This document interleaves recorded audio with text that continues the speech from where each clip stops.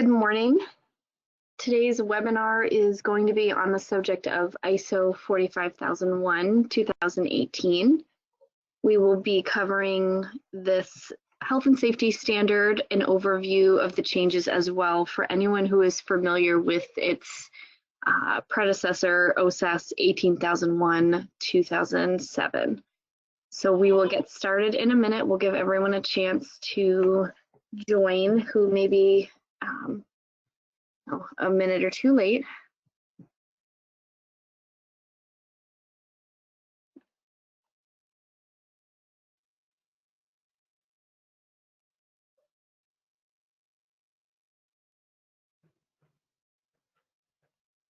And at any point throughout the presentation, feel free to use the chat function to type any questions you might have, and we will have time at the end of the presentation to cover any of those questions.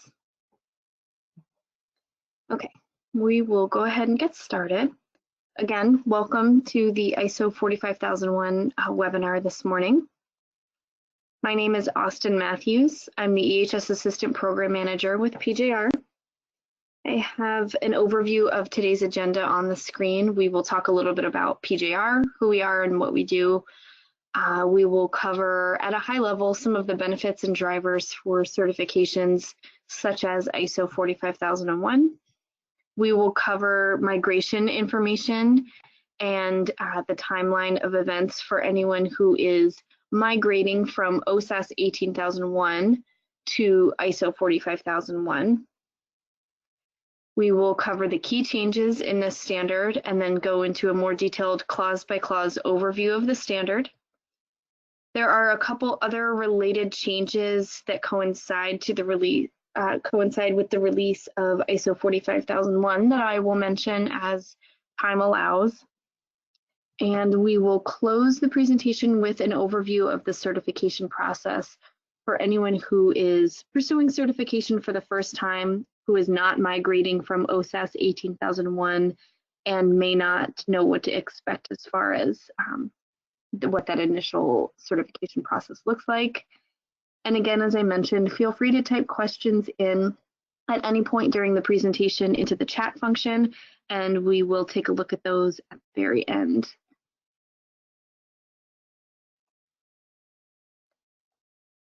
So Perry Johnson Registrars is one of the leading registrars in the world. This list is not all-inclusive, but it certainly gives you an idea of the global presence that PJR has established, and we've certified companies to various standards in all of these countries and, like I said, additional countries that are not listed here. We are accredited to grant certification to a wide variety of standards, including ISO 45001, which is the subject of today's webinar. And some of these other standards may look familiar to you if you have integrated management systems. Depending on your industry, some of these may or may not be relevant as well. We are currently accredited to ISO 45001 through UCAS and can now issue accredited certifications to ISO 45001. In terms of the benefits of getting certified, a management system like ISO 45001 assists organizations in meeting their legal requirements. It drives improvement to the organization's occupational health and safety performance, as well as providing a safe environment in which to do business. There are drivers for management commitment and employee engagement, which are benefits of going through the process of implementing and maintaining this system. There are benefits related to business management as a whole, such as assisting in meeting stakeholder requirements, improving public image, achieving any strategic objectives the organization may have, and the ability to integrate this standard and this management system with other business management systems. A health and safety standard like ISO 45001 may drive supplier health and safety performance improvements. It may provide a competitive advantage over other organizations in your industry or in your area who may not hold the same certification. which you can use to advertise. The standard and the process of maintaining the management system also assists in minimizing the risk of production delays. And there may be financial benefits beyond the improved public image and the competitive advantage, which we already mentioned, as well as possible cost savings, such as insurance premiums. This depends on your industry and it depends on the standard, but that possibility is there as well. Specifically related to ISO 45001, the drivers for certification include a commitment to occupational health and safety and prevention of injuries and ill health, which is really the core of this standard, reducing the risks and hazards for employees, contractors, visitors, anyone who may be doing business within the facility, near the facility, in conjunction or working alongside with the production or services being provided to really identify and reduce those risks. We already discussed the business management drivers on the previous slide and the fact that the standard provides a framework for meeting regulatory requirements as well as customer requirements. You go through the process of identifying those requirements and implementing controls to make sure they are met. For anyone who is not familiar with ISO 45001 2018, this is replacing OSAS 18001 2007, which is why it's called a migration instead of a transition. It's not a subsequent version of OSAS 18001 that you are transitioning to. You are technically migrating to a whole new standard as it replaces OSAS 18001. It defines the requirements for establishing, implementing, and maintaining an occupational health and safety management system, which is commonly abbreviated as OHSMS. You'll see that throughout my presentation. ISO 45001 provides a framework to allow an organization to control its hazards, reduce the risk of accidents, injuries, ill health, and/or downtime, and continually improve its processes and operations. It was published in March 2018. It is a voluntary certification. You may have customers that require a certification like this, or you may be certified to a standard that requires some type of health and safety certification to go hand in hand with it, but this is not a standard that is required by a regulation, so it is technically voluntary. There is a 3-year migration period for existing OSAS 18001 certificates, and any relevant certificates have been revised to reflect the expiration date for that 3-year, the end of the 3-year migration period. PGR issued a transition plan that goes through all of these deadlines, and I've included a link here if you are not already familiar with that. In order to avoid a lapse in certification for clients that are already certified to OSAS 18001, PGR communicated a deadline by which migration audits must occur. The reason we do this is because if you wait until the last minute to have your audit, if you have it scheduled right before the expiration date, that doesn't give enough time for all of the activities that need to take place between the actual audit and the issuance of a new certificate. So the certification review and decision processes take time. So accordingly, we have recommended that everyone migrates during their regularly scheduled 2020 audits. So this year, if possible, you would be migrating during your audit to avoid a lapse in certification. You can certainly discuss this with your scheduler, and we can work through any issues that you may have, but that is the recommendation. Migration audits can occur during surveillance or recertification audits. That is up to you, your preference, where you are in your certification cycle. Please note either way, a minimum of 1 audit day is required to be added for verification of the transition requirements, the additional requirements that are in 45001, and this is mandated by the standard itself, not PGR. So I created a timeline to make it a more visual representation of the transition timeline.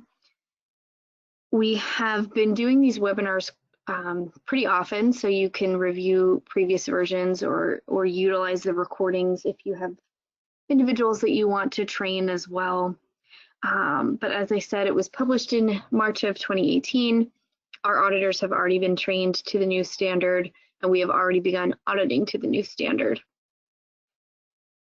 The end of 2019 saw the end of any new registrations to OSAS 18001. So anyone pursuing certification for the first time to a health and safety standard after the end of 2019 will now be pursuing 45001. The middle of this year, June 1st, 2020, we will no longer be auditing to OSAS 18001 at all. So any audits after the middle of this year will need to be conducted to ISO 45001 in order to meet the migration deadlines. At the end of 2020 is the end of 2020 is the deadline that we have set for everyone to migrate or have their migration audit, I should say, in order to prevent a lapse. So any audits taking place after that, we cannot guarantee there won't be a lapse in certification. By the time we get through our certification decision-making activities, the review process, all of that stuff, we may not meet that March 31st, 2021 deadline. So keep that in mind. If you haven't already scheduled your 2020 audit, this is important information for you. So as I said, March 31st, 2021 is the deadline to migrate, which is 3 years from the publication date.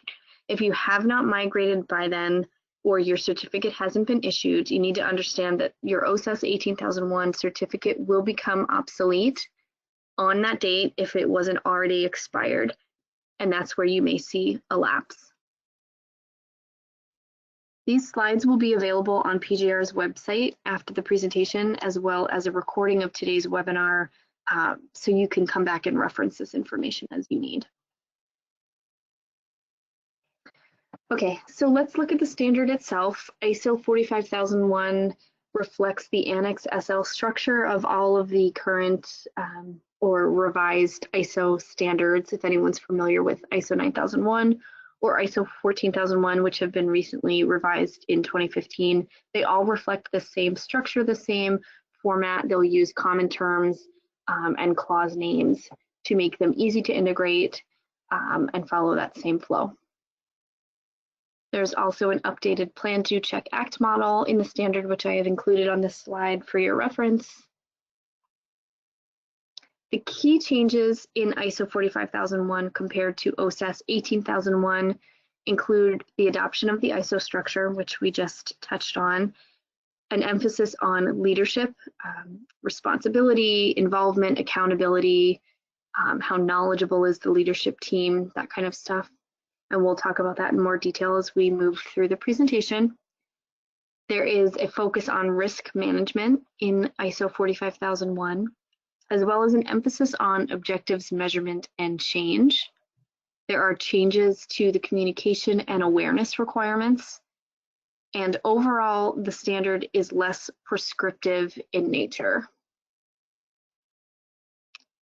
I've included the terms in the slides for your reference and review. They can also be found within the standard itself. I'm not going to read through these today.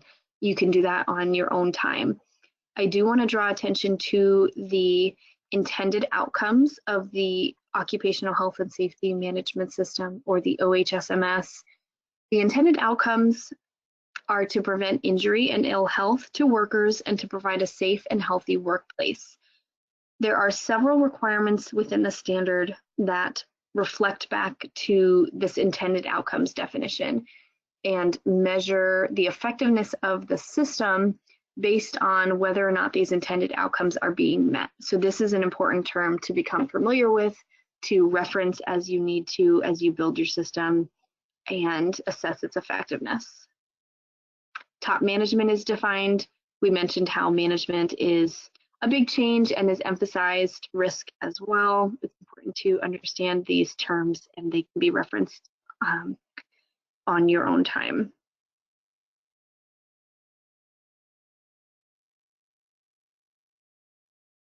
Okay, So as I mentioned, changes to ISO 45001, there is an increased prominence of occupational health and safety management within the organization's strategic planning process. A new clause related to leadership has been added to the standard to emphasize leadership accountability, identify their responsibility to assign roles, responsibilities within the organization, as well as promote the management of health and safety. So really, they're being held more accountable, responsible for whether or not the system is effective. They need to be knowledgeable and aware of what the system requires and how it's operating, and that was not necessarily emphasized in previous versions of the standard. There is a definite tone of proactivity to the standard. That's one of the other key changes. The expectations for organizations has been expanded to include more proactivity, as I mentioned, to protect the health and safety of workers and interested parties, consistent with its context.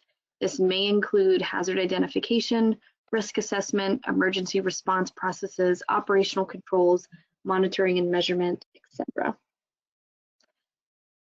There is a shift in emphasis with regard to continual improvement from focusing on improving the management system itself to now focusing on improving the health and safety performance of the management system. And we'll talk more about this as well. There is now equal emphasis on external and internal communications within the standard. And documentation has been changed to documented information, include both documents and records, to reflect changing technologies and provide a greater level of flexibility for the organization to determine which requirements require or will need actual procedures to ensure effective process controls. And anyone who is familiar with, again, ISO 9001 2015 or ISO 14001 2015 will already be familiar with this shift in terminology.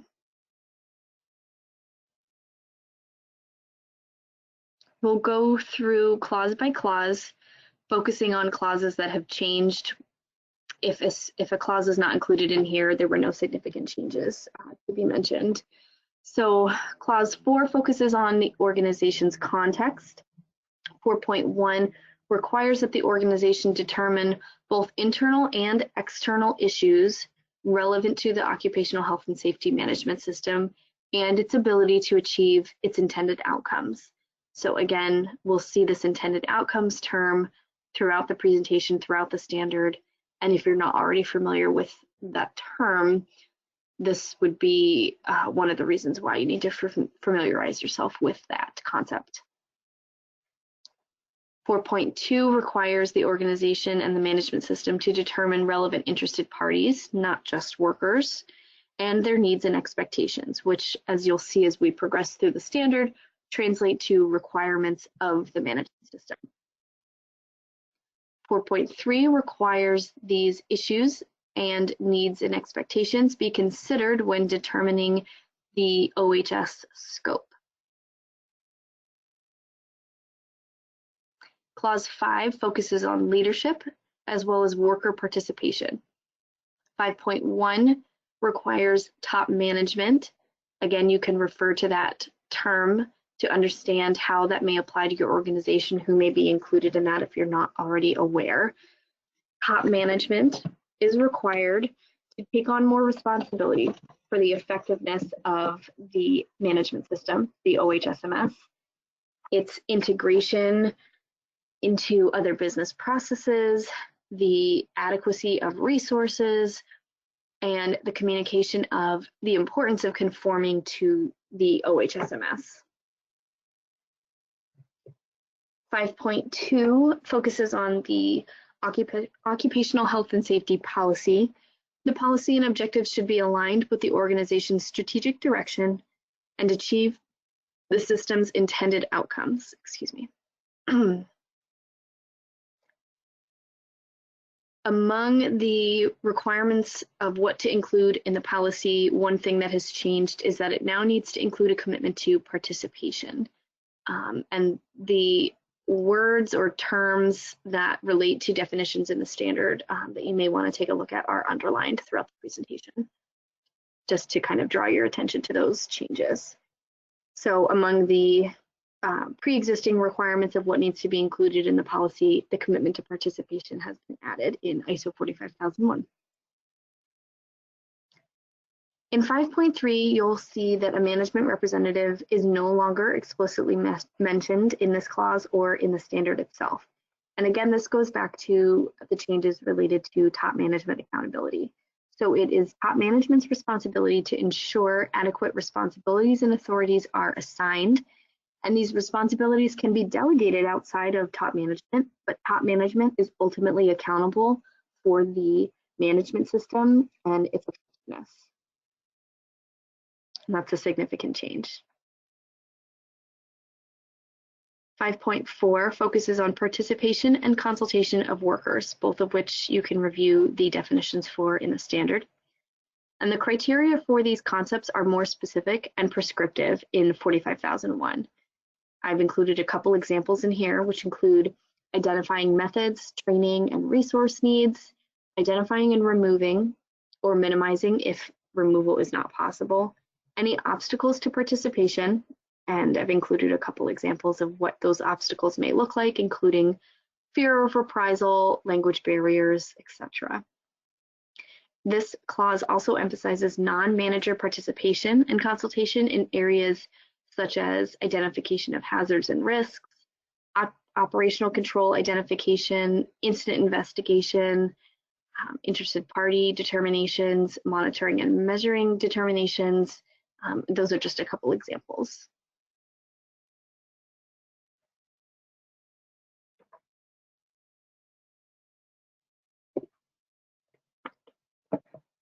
Clause 6 focuses on planning, and the entire planning section has been restructured. Planning and risk determination must take into consideration both positive and negative, which are referred to as risks and opportunities, respectively. Actually, I might have gotten those backwards. Must also take into consideration identified issues and the needs and expectations of interested parties, and those come from clause 4, which we already discussed. And in clause 6, there is also a focus again on achieving the intended outcomes of the management system. There's that term again. 6.1 requires that the risks and opportunities be determined in order to ensure that the management system can achieve its intended outcomes, prevent or minimize undesired effects, such as injuries and ill health, and continually improve. You are required as the certified organization to determine the risks and opportunities related to occupational health and safety hazards, legal and other requirements, and risks and opportunities that can affect the management system's ability to achieve its intended outcomes. So there may be risks and opportunities that don't affect the ability of the management system to achieve its intended outcomes. So this is really as relevant to the context and the intended outcomes of the system. The hazard identification requirements are more prescriptive and proactive, as we have already discussed, to consider within the hazard identification process things such as people in the nearby area who can be affected by the organization, people at the workplace who are not controlled by the organization, the work area itself and the design of equipment, actual or proposed changes affecting the occupational health and safety management system. And we'll talk more about this as well via the change management process. Any past incidents, those are just a couple examples. The standard requires that a process be in place to assess occupational health and safety risks with established and proactive criteria and documented information. I forgot to underline that term, but you can circle back around to that if you are unclear, is to be retained as evidence of meeting this requirement. Similarly, there must also be a process to assess occupational health and safety opportunities relevant to the system's performance, including opportunities to improve the work environment and/or reduce or eliminate hazards and risks. Planning section also requires determination of legal and other requirements. This determination needs to be up to date with access to the actual requirements that are applicable to the organization and the management system. Not only do you need to identify what the applicable requirements are, you also need to determine how the requirements apply to your organization and to your organization's hazards and risks. It is not enough to have a list of regulations that you can show an auditor. You need to go beyond that to be proactive and to have effective controls in place to identify how those requirements apply, what you need to do as an organization to meet those requirements, and then subsequently implement the controls necessary to be in compliance with those requirements. Determine any communication requirements that are required as well, or that relate to those legal and other requirements, and consider these in maintaining and improving the management system.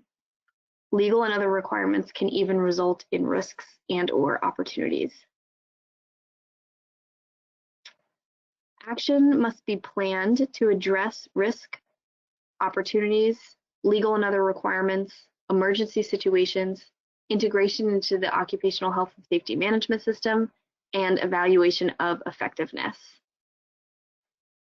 When planning action, you also need to take into account the hierarchy of controls, which can be found in 8.1.2 and is not significantly changed since from OSAS 18001, and also take into account the system's outputs.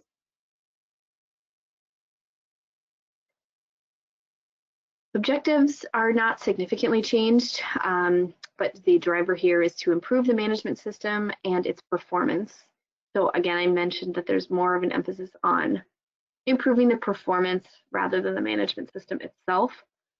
It needs to be consistent with the policy, take into account legal and other requirements, risks and opportunities, and the results of participation and consultation, be monitored and measured if possible, be communicated, and be updated as relevant.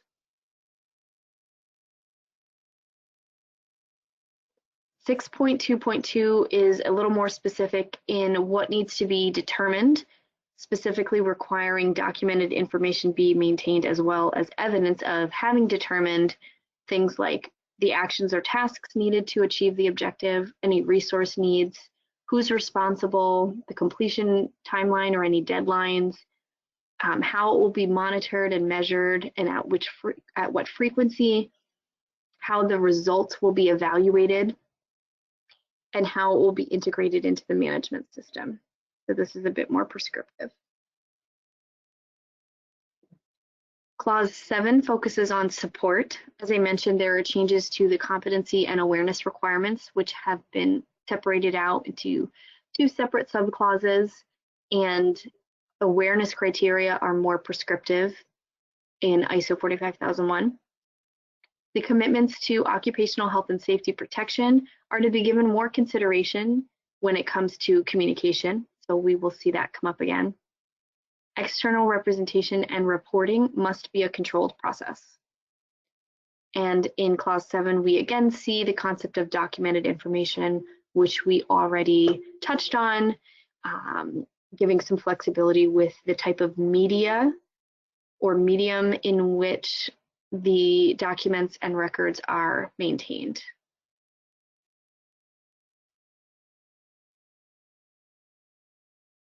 Under 7.2, the organization must determine competency requirements for workers that can affect the performance of the occupational health and safety management system, and competence must be evidenced through documented information.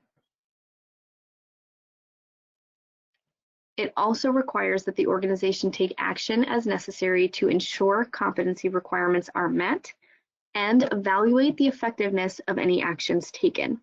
So if you identify, for example, personnel in a given role have A, B, C, and D competency requirements, and the individual you're placing in that role has A, B, C, and D, or has A, B, and C, and you need to supply D to ensure they meet the competency requirements, not only do you need to provide D and have documented information of providing that, closing that gap, you also need to evaluate the effectiveness of those actions and make sure the competency of D and any actions taken to achieve that were effective. 7.3 focuses on awareness, and it identifies really specific items that workers need to be made aware of. So as I said, this is more prescriptive, and you can take a look at 7.3 to see what those are and make sure that they're incorporated into your awareness process. This needs to include the real or potential ramifications of deviating from the requirements of the occupational health and safety management system.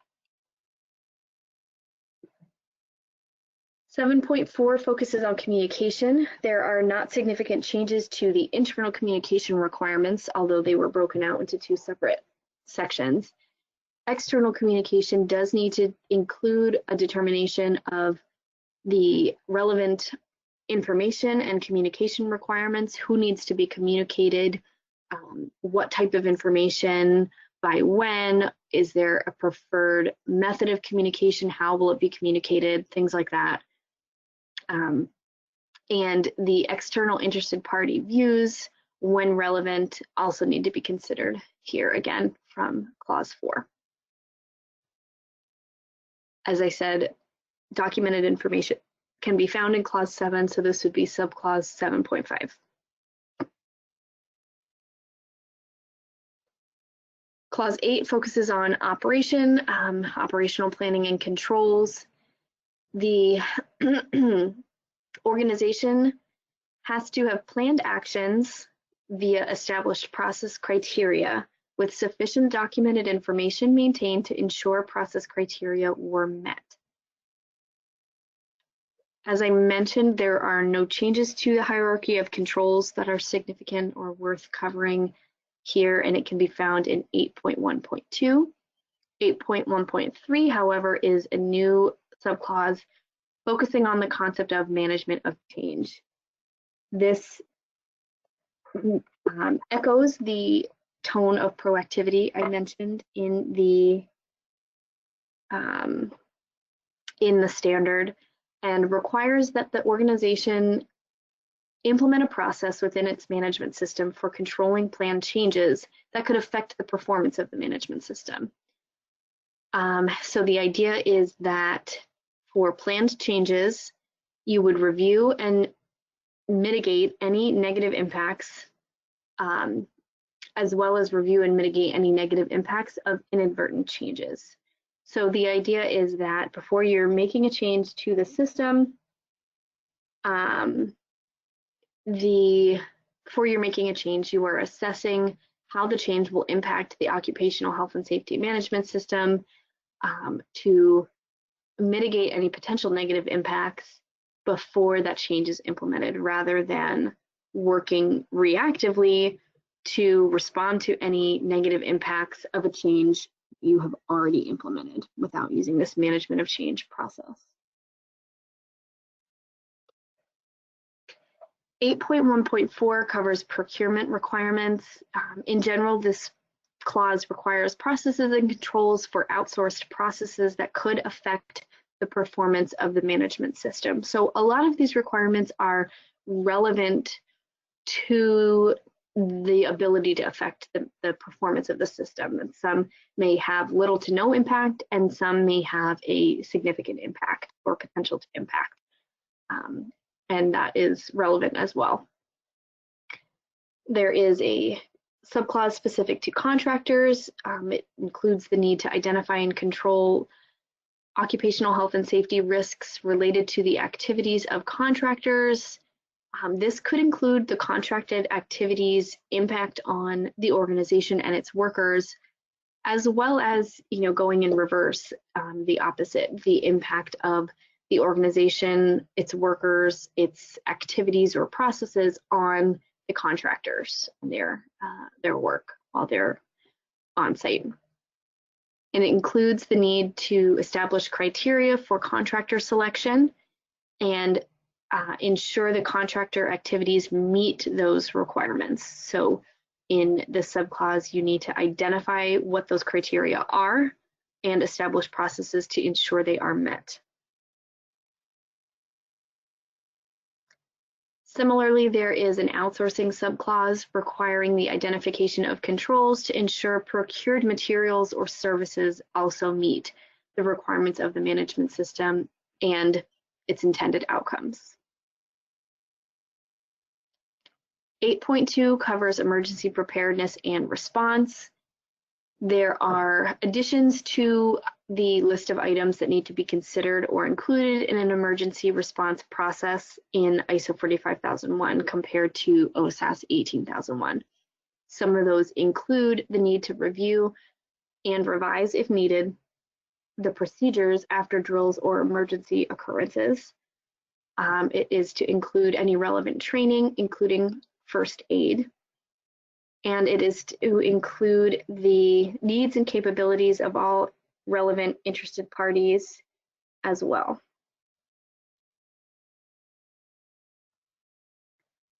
Clause 9 focuses on performance evaluation, monitoring and measurement, and performance evaluation.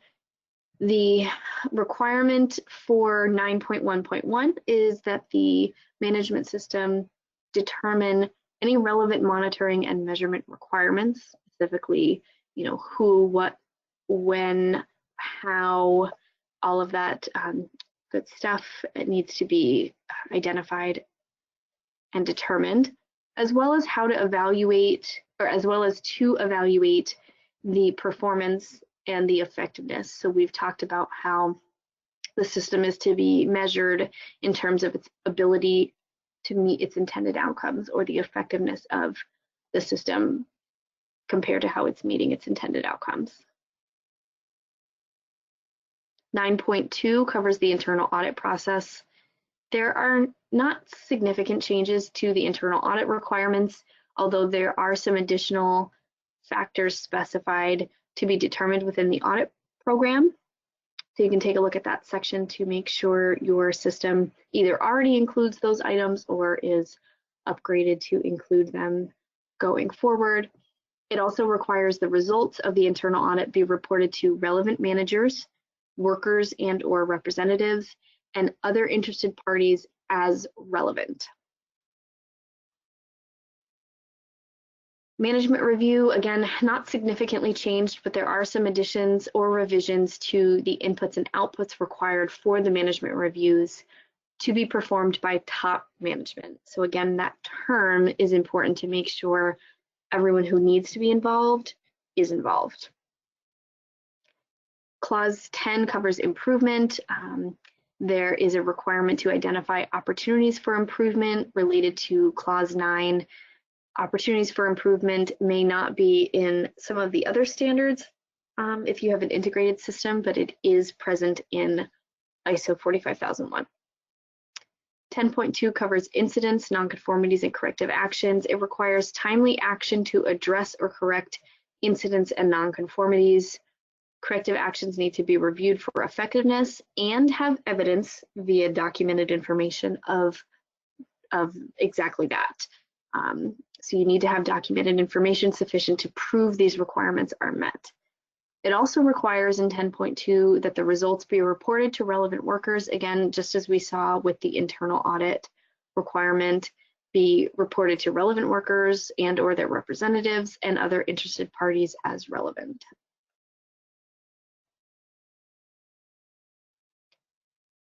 Uh, 10.3 covers continual improvement of the management system by improving its performance, creating and maintaining a culture that supports the management system. The occupational health and safety management system requires participation of workers in implementing controls that drive improvements, communicating results to relevant individuals, and maintaining evidence of actions and improvements through documented information. And we did already touch on those concepts, but again, just in summary, how those apply in this way to continual improvement specifically.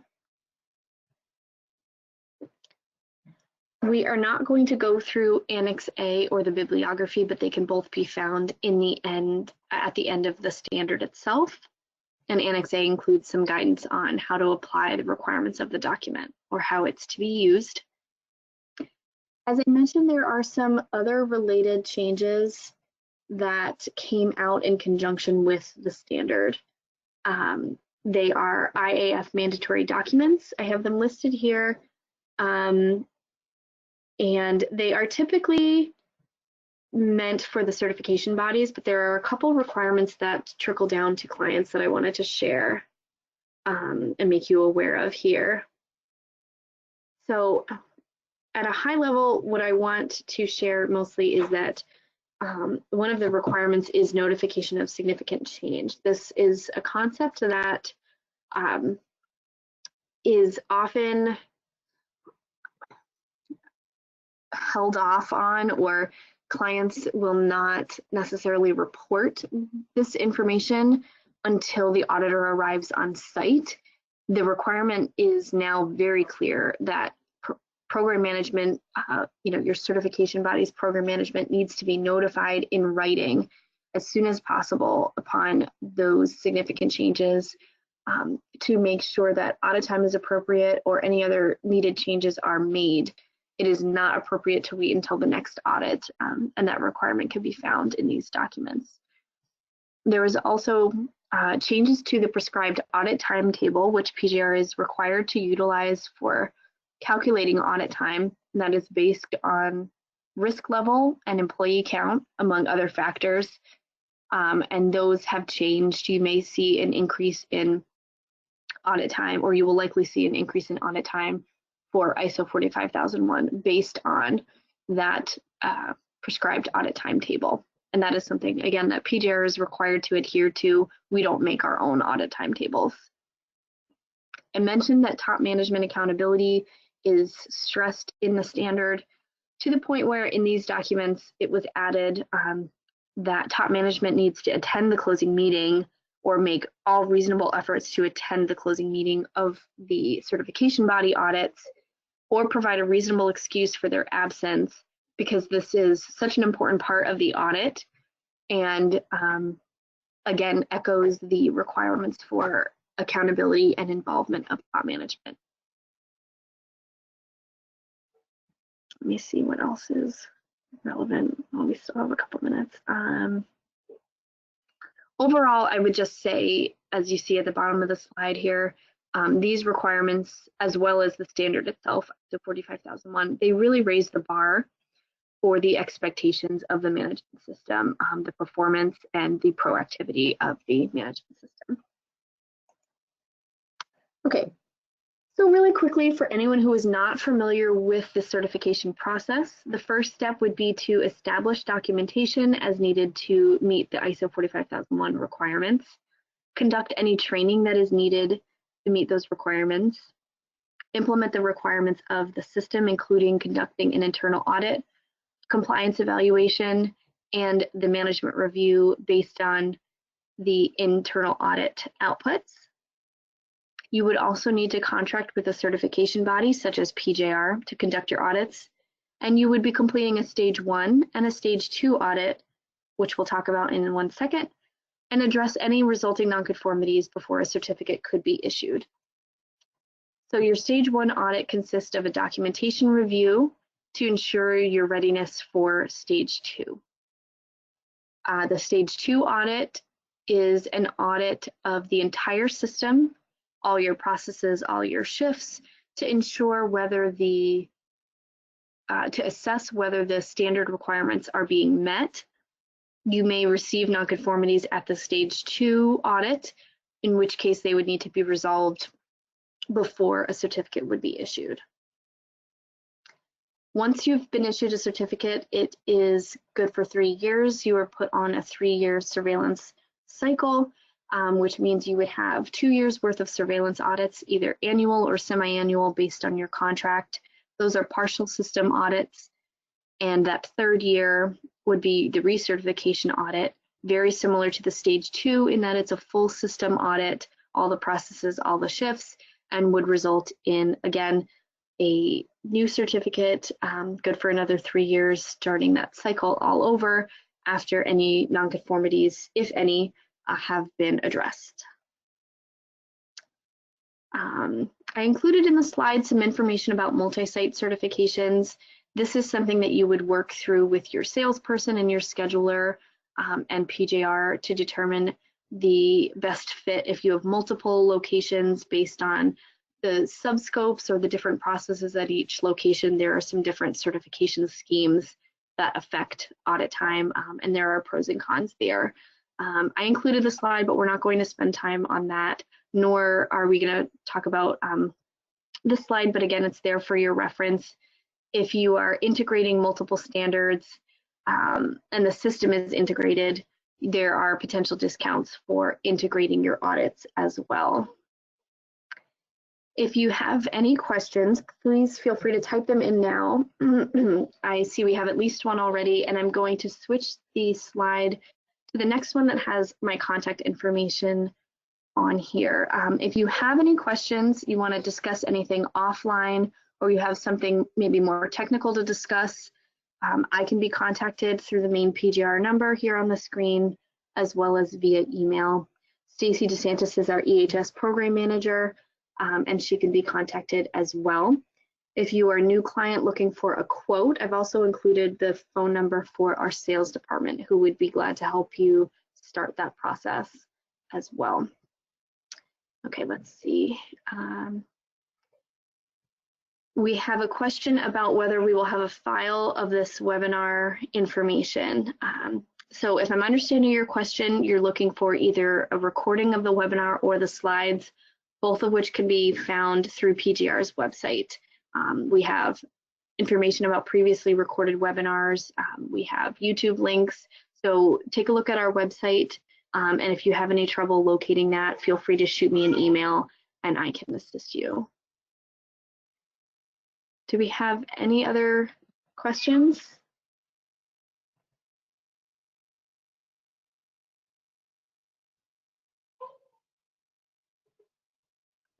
Okay.